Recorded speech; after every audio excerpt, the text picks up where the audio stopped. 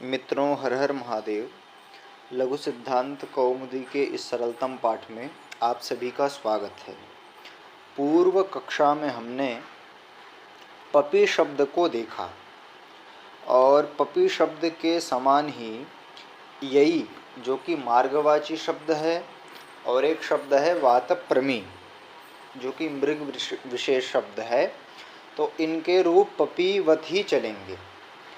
अब पपी शब्द के बाद एक नया शब्द आ रहा है बहुश्रेयसी। बहव्यः श्रेयस्यो यस्य स बहुश्रेयसी।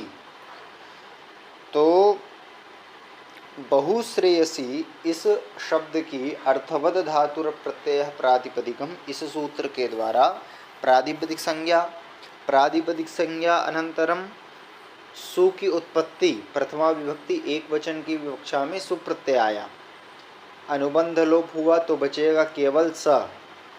अब ये बहुश्रेयसी जो शब्द है वो ज्ञंत है, क्योंकि बहवादिभ्यश्च एक सूत्र है, इस सूत्र के द्वारा ङिश प्रत्यय होता है। तो ङिश प्रत्यय होने के कारण ये ज्ञंत हो गया। अज्ञंत होने के कारण हल्ज्ञाभ्यो दीर्घात् सूतिस्य पृक्तम हल, इस सूत्र के द्वारा अपृक्त जो सकार उसका क्या हो जाएगा, लोप हो जाएगा। ठीक है ना। तो बचेगा केवल बहुश्रेयसी। तो प्रथमा विभक्ति एक वचन में बहुश्रेयसी बनता है। अब द्विवचन में आइए तो बहुश्रेयसी है, द्विवचन की विवक्षा में औप्रत्यय लेकर के आएंगे। तो सर्वप्रथम तो पूर्व सवर्ण दीर्घ की प्राप्ति होगी, परंतु उसको बाध करके सूत्र लग जाएगा इको यणची, यण हो जाएगा। तो क्योंकि बहुश्रेयसी है, औ है, यण कर देंगे तो बन जाएगा बहुश्रेयस्यौ। ठीक है ना। बहुवचन में आइए तो बहुश्रेयसी है, जस है, यहाँ पर भी पूर्व सवर्ण दीर्घ की प्राप्ति होगी, अनुबंध लोप करेंगे तो बहुश्रेयसी अस, यहाँ पर भी इको यणची से यण हो जाएगा तो बहुश्रेयसस, स को ऋत्व विसर्ग कर देंगे तो बन जाएगा बहुश्रेयस्यः। ठीक है। तो बहुश्रेयसी, बहुश्रेयस्यौ, बहुश्रेयस्यः, ये प्रथमा में। फिर आइए द्वितीया में, तो बहुश्रेयसी है, अम प्रत्यय आएगा। ठीक है। अब जैसे ही अम प्रत्यय पहले संबोधन के रूप बना लेते हैं, फिर द्वितीया की ओर चलेंगे। तो बहुश्रेयसी है, संबोधन की विवक्षा में पुनः सुप्रत्यय आया, अनुबंध लोप हुआ। अब यहाँ पर एक सूत्र की प्राप्ति होगी। सूत्र आएगा युस्त्रियाख्यौ नदी। देखिए, बहुश्रेयसी है, संबोधन की विवक्षा में, और स है क्योंकि अनुबंध लोप कर दिए। अब सूत्र प्रवृत्त होगा युस्त्रियाख्यौ नदी। ये क्या कहता है कि ईदुदन्तौ नित्य स्त्रीलिंगौ नदी संज्ञौ स्तः। अर्थात इसका अर्थ है कि इदंत और उदंत नित्य स्त्रीलिंग शब्द नदी संज्ञक होते हैं। यानी जो नित्य स्त्रीलिंग शब्द उसके अंत में इकार हो या फिर उकार हो तो वो नदी संज्ञक होगा, ये तात्पर्य है। ठीक है। तो श्रेयसी शब्द जो है वो ज्ञंत है, ज्ञंत होने के कारण नित्य स्त्रीलिंग है, अतः इसकी तो इस सूत्र से नदी संज्ञा हो ही जाएगी। ठीक है। परंतु यहाँ पर श्रेयसी केवल अकेले नहीं है, बहु भी लगा हुआ है। तो बहुश्रेयसी में श्रेयसी शब्द जो है वो गौण हो जाता है। तो इसकी इस सूत्र के द्वारा नदी संज्ञा नहीं हो सकती, क्योंकि श्रेयसी शब्द यदि अगर रहता तो कर देते, परंतु बहुश्रेयसी है, तो इस कारण से इस सूत्र के द्वारा इसकी नदी संज्ञा नहीं हो पाएगी। फिर क्या करें, तो एक वार्तिक यहाँ पर प्रवृत्त हो रहा है प्रथम लिंग ग्रहणं च। ठीक है, ये क्या कहता है कि बहुश्रेयसी में स्थित जो श्रेयसी शब्द है उसकी नदी संज्ञा होती है, सूत्र से प्राप्ति नहीं थी। देखिए वार्तिक क्या करता है, विषय को स्पष्ट करता है, क्योंकि सूत्र से प्राप्ति नहीं थी, लेकिन अब वार्तिक के बल पर हम उसकी नदी संज्ञा करेंगे। इस सूत्र के द्वारा प्राप्ति नहीं है, क्योंकि बहुश्रेयसी शब्द है ना, कि श्रेयसी है।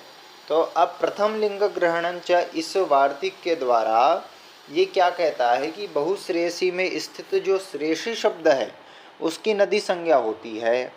ठीक है ना। अब नदी संज्ञा करने के पश्चात क्या होगा, तो उसके लिए पुनः सूत्र आ रहा है। अब नदी संज्ञा तो हो गई श्रेयसी शब्द की, अब बहुश्रेयसी में जो श्रेयसी है उस शब्द की नदी संज्ञा हो गई। अब इसका फल क्या है, तो नया सूत्र आ रहा है अम्बार्थ नद्योर ह्रस्वः। ये क्या कहता है, वृत्ति में लिखा है संबुद्धौ, अर्थात संबुद्धि के परे रहते ह्रस्व होता है। किसको ह्रस्व होता है, तो अम्बार्थ तथा नद्यंत अंगों को, अम्बार्थ अंग तथा नद्यंत अंग, उसको ह्रस्व होता है संबुद्धि के परे रहते। ठीक है ना। तो देखिए नदी संज्ञा किसकी हुई है, श्रेयसी शब्द की नदी संज्ञा है, तो नद्यंत हो गया। ठीक है, नद्यंत शब्द है बहुश्रेयसी, इससे परे संबुद्धि है, संबुद्धि का सु है, सु या फिर स जो भी कहें, अनुबंध लोप कर दिया है तो सही कहिए। तो संबुद्धि का सा परे है, तो इस प्रकृत सूत्र के द्वारा इकार को क्या हो जाएगा, ह्रस्व हो जाएगा। तो बहुश्रेयसी घटक सकार उत्तवर्ती जो इकार, उसको ह्रस्व हो जाएगा। अब यहाँ पर ह्रस्व होने के बाद एंग ह्रस्वात् संबुद्धे से हल का लोप हो जाएगा, यानी सा का लोप हो जाएगा, तो बन जाएगा हे बहुश्रेयसी। ठीक है, क्या बन जाएगा, हे बहुश्रेयसी, जैसा कि लिखा है यहाँ पे। अब द्वितीया में और संबोधन की द्वितीया में और बहुवचन में एक समान ही बनेंगे, बहुश्रेयस्यौ बहुश्रेयस्यः ऐसे बनेंगे दोनों, जैसे हमने प्रथमा विभक्ति में बनाए थे वैसे ही। चलिए आगे चलें। अब आते हैं द्वितीय विभक्ति एक वचन में। तो बहुश्रेयसी शब्द है अम प्रत्यय आया, यहाँ पर पूर्व सवर्ण दीर्घ की प्राप्ति थी, उसको बाध करके सूत्र लगा अमी पूर्वः। ठीक है, अमी पूर्व सूत्र के द्वारा पूर्व रूप हमने कर दिया, तो प्रयोग बना बहुश्रेयसीम, यही प्रयोग बनेगा, क्योंकि पूर्व रूप हो जाएगा। बहुश्रेयसी है, अम है, पूर्व रूप कर देंगे तो बन जाएगा बहुश्रेयसीम। अब द्वितीय विभक्ति द्विवचन में बहुश्रेयस्यौ, यण हो जाएगा पूर्ववत। बहुवचन में शस प्रत्यय आया, तो बहुश्रेयसी शस, अनुबंध लोप करें तो बहुश्रेयसी अस। इस स्थिति में पूर्व सवर्ण दीर्घ की पुनः प्राप्ति, मतलब प्राप्ति क्या हो ही जाएगा, तो पूर्व सवर्ण दीर्घ होकर के बहुश्रेयसीस। ठीक है ना, बहुश्रेयसीस ऐसा बनेगा। अब तस्मात् छसो न पुंसी, इस सूत्र के द्वारा पूर्व सवर्ण दीर्घ से परे जो सस का सकार उसके स्थान पर न होता है, तो बहुश्रेयसीन ये बन जाएगा। ठीक है, तृतीया विभक्ति एक वचन में आइए, तो बहुश्रेयसी है, टा प्रत्यय आया, कुछ नहीं करेंगे, अनुबंध लोप पहले होगा, तो बहुश्रेयसी आ, इको यर्ची से यण हो जाएगा, तो बन जाएगा बहुश्रेयस्या। ठीक है, अब तृतीया विभक्ति के द्विवचन में बहुश्रेयसीभ्याम, बहुश्रेयसी है, भ्याम है, बहुश्रेयसीभ्याम बन जाएगा। बहुवचन में बहुश्रेयसी है, भिस आएगा तो बहुश्रेयसी भिस है ना, स को ऋत्व विसर्ग कर देंगे तो बन जाएगा बहुश्रेयसी भी। ठीक है। अब चतुर्थी विभक्ति एक वचन में आई है तो बहुश्रेयसी है, गे है। इस स्थिति में पुनः नदी संज्ञा हो जाएगी और नदी संज्ञा हो करके अब सूत्र की प्राप्ति होगी। आण नद्याः, सूत्र है आण नद्याः। ये क्या कहता है? नद्यंतात् परेषां गीताम आडागमः, गीताम आडागमः, यानी नद्यंत शब्द से परे गित जो प्रत्यय, यानी गित यानी जहाँ गकार की संज्ञा होती है उसको कहते हैं गित। तो नद्यंत शब्दों से परे जो गित प्रत्यय है उसको आठ का आगम होता है। तो बहुश्रेयसी है, गी है, ठीक है ना, गी गे है, क्षम्यताम, गी नहीं गे है। तो क्योंकि चतुर्थी विभक्ति एक वचन का बना रहे हैं ना, तो गे है। अब इसमें अनुबंध लोप करेंगे तो बचेगा ए। अब बहुश्रेयसी ए है। अब ए जो है वो गित है क्योंकि यहाँ पे गकार की संज्ञा हमने किया है तो इसलिए ये गित हो गया। बहुश्रेयसी शब्द जो है नद्यंत है, अतः गित से पूर्व आठ आगम हो जाएगा क्योंकि आड़ नद्या क्या कहता है कि नद्यंतात, यानी नद्यंत शब्द से परे गित प्रत्यय को आठ का आगम होता है। तो गित प्रत्यय को आठ का आगम होगा, नद्यंत शब्द से परे होगा, तो बहुश्रेयसी के बाद और ए से परे हो, ए से पूर्व में होगा। तो बहुश्रेयसी आठ ए, ट की संज्ञा तस्य लोपा से लोप, तो बहुश्रेयसी आ ए। अब यहाँ पर पुनश्च नया सूत्र प्रवृत्त होगा, आटश्च।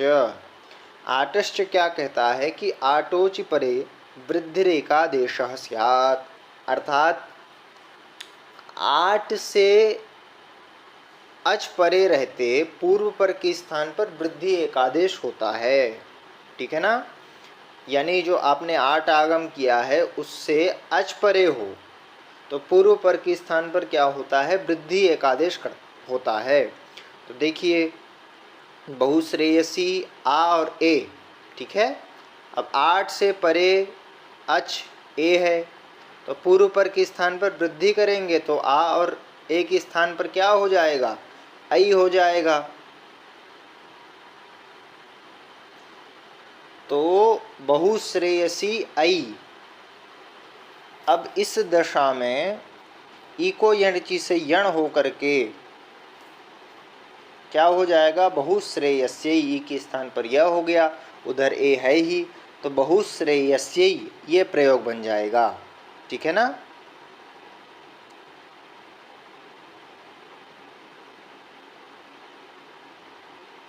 चलिए अब चतुर्थी विभक्ति द्विवचन में पुनः बहुश्रेयसीभ्याम बन जाएगा।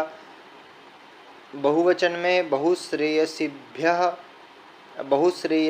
बहुश्रेयसी भी ये बन जाएगा। ठीक है ना। अब पंचमी विभक्ति एक वचन में आइए तो बहुश्रेयसी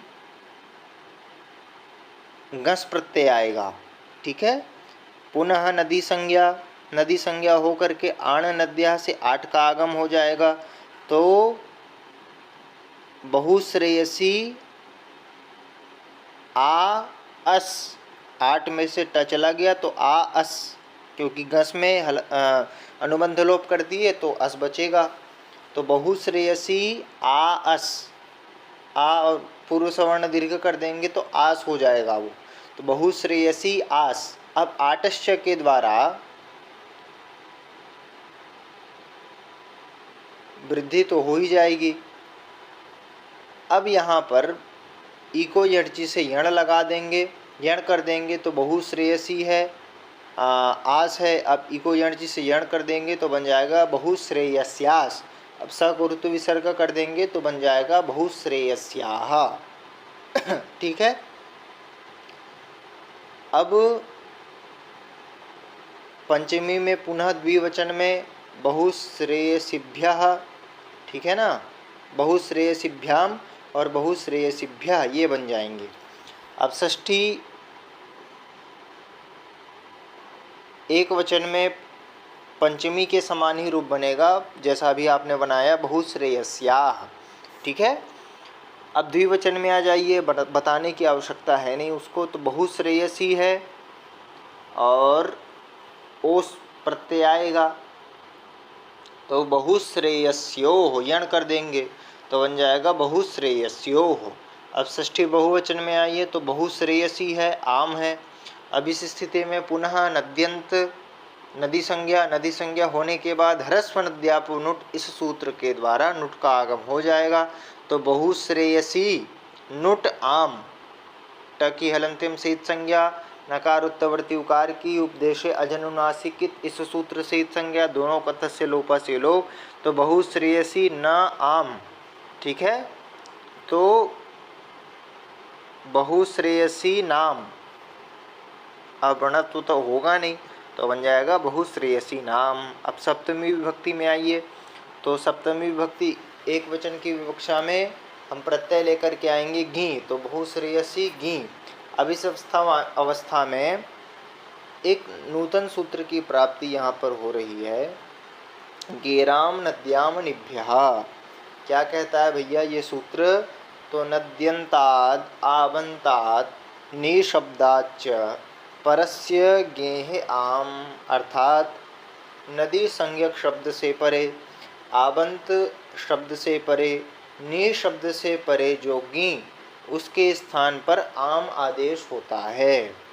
यानी नदी संज्ञक शब्द हो, आवंत हो, नि शब्द हो, उससे परे जो गे उसके स्थान पर क्या होता है, यानी गी। गे का तात्पर्य क्योंकि गे के स्थान में षष्ठी का रूप है तो उसके स्थान में क्या होता है, आम होता है। तो अब यहाँ पर देखो तो बहुश्रेयसी है, अब बहुश्रेयसी इस शब्द से सप्तमी विभक्ति एक वचन की विवक्षा में गी प्रत्यय आया। अब बहुश्रेयसी शब्द नद्यंत अंग है, इससे परे गी को आम कर देंगे तो बहुश्रेयसी आम। अब इस अवस्था में आण नद्या तथा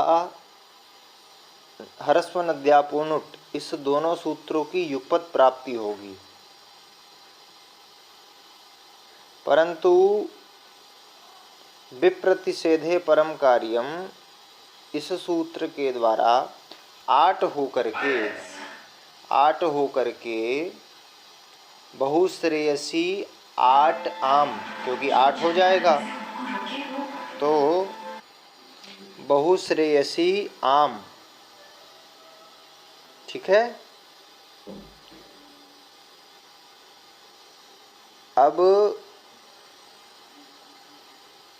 बहुश्रेयस्याम है ना, यण कर देंगे तो बन जाएगा बहुश्रेयस्याम, क्योंकि बहुश्रेयसी है, आम है, कुछ भी नहीं करना है, बहुश्रेयस्याम बन जाएगा। अब सप्तमी बहुवचन में बहुश्रेयसी है, ओस है, बहुश्रेयस्योः बन जाएगा। बहुवचन में बहुश्रेयसी सुप तो बहुश्रेयसी है, सु है, आदेश प्रत्ययों के द्वारा स को मूर्धन्य हो जाएगा तो बन जाएगा बहुश्रेयसी शु। इस प्रकार से प्रयोग बन जाएंगे। तो आप रूपमाला देखिए एक बार, देखिए प्रथमा में बहुश्रेयसी, बहुश्रेयस्यौ, बहुश्रेयस्यः, फिर द्वितीया में बहुश्रेयसीम, बहुश्रेयस्यौ, बहुश्रेयसीन, तृतीया में बहुश्रेयस्या, बहुश्रेयसिभ्याम, बहुश्रेयसीभिः, चतुर्थी में बहुश्रेयस्यौ, बहुश्रेयसिभ्याम, बहुश्रेयसिभ्यः, पंचमी में बहुश्रेयस्याः, बहुश्रेयसिभ्याम, बहुश्रेयसिभ्यः, षष्ठी में बहुश्रेयस्याः, बहुश्रेयस्योः, बहुश्रेयसीनाम, सप्तमी में बहुश्रेयस्याम, बहुश्रेयस्योः, बहुश्रेयसीषु, फिर संबोधन में हे बहुश्रेयसी, हे बहुश्रेयस्यौ, हे बहुश्रेयस्यः। इस प्रकार से रूप चल जाएंगे।